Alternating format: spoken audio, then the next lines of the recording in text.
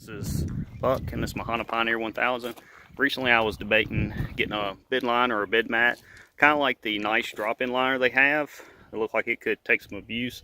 However, it's kind of on the pricey side, in my opinion, 350 bucks. But it was still plastic, and I also wanted to have a bid liner or something rubber that if my dog was riding back here, it wasn't sliding around on the plastic. It had something decent to grip. So this is actually a $50 combo that I built right here, fairly simple to make. It's got two 2x8x12 pressure treated, and then a 3x4 Tractor Supply bid mat. It's around 25, 26 bucks. I think the boards were around $13 a piece, so $50-ish depending on what area you live in. And the backstop I didn't do really tight for the clearance, so I want it to be fairly easy to slide in and out.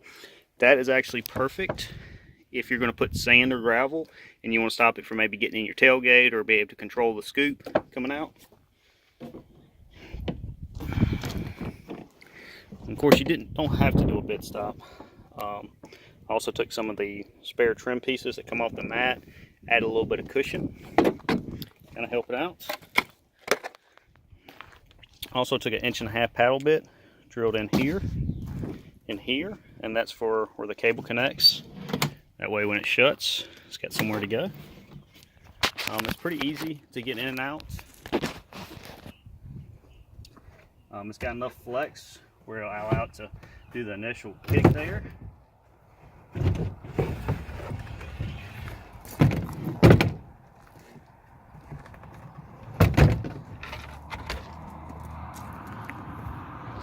Weight wise, it's something that average person could fairly easily get in and out. Took the paddle bit, notched out some sections here, and that's for that little D-ring hook. I didn't want to put all the pressure on one focus point there. Again, took some trim pieces here, and if you notice, you've got some screws here, so I've got it set to where the trim pieces pretty much touch right in here. You know, where there are screws, there's some metal that's behind here, so that'll give it some support if it goes to slide forward.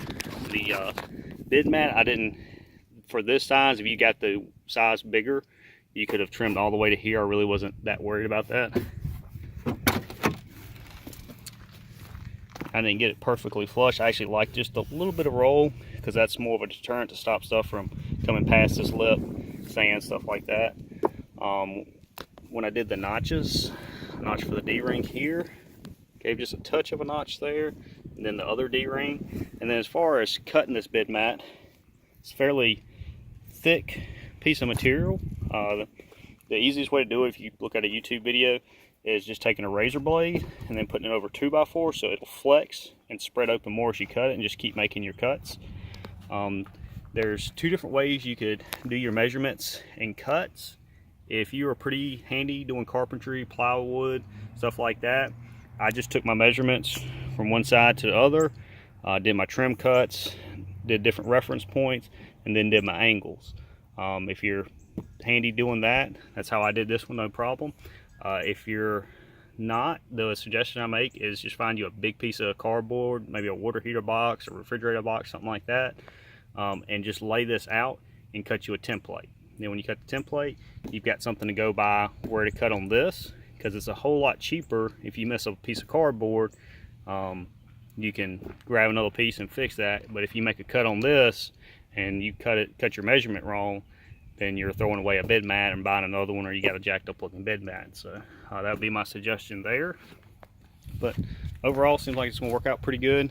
Took the dog riding today. She seemed like she had a nice grip back here. Was enjoying herself riding around the home place. So really think this was a pretty good idea for the money, especially if you've got a handful of tools.